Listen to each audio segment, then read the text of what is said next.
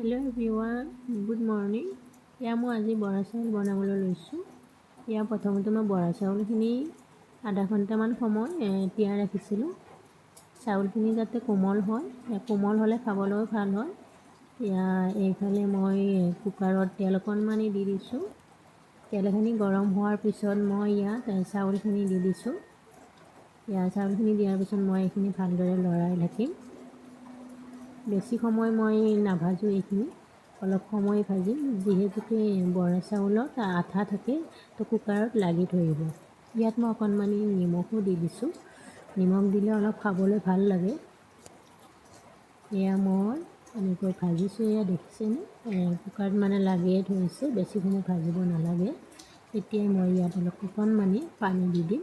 পানীও বেছি নিদিব, আপোনালোকে পোলাও বনালে যি হিচাপত পানী দিয়ে সেই হিচাপতে দি দিব।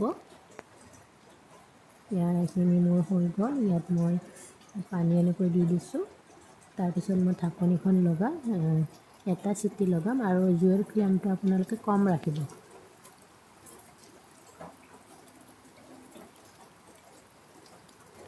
মোৰ ৰেডি হৈ গ'ল, ধুনীয়া হৈছে।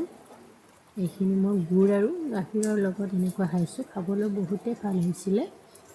আপোনালোকেও ট্ৰাই কৰি চাব পাৰে। ধন্যবাদ।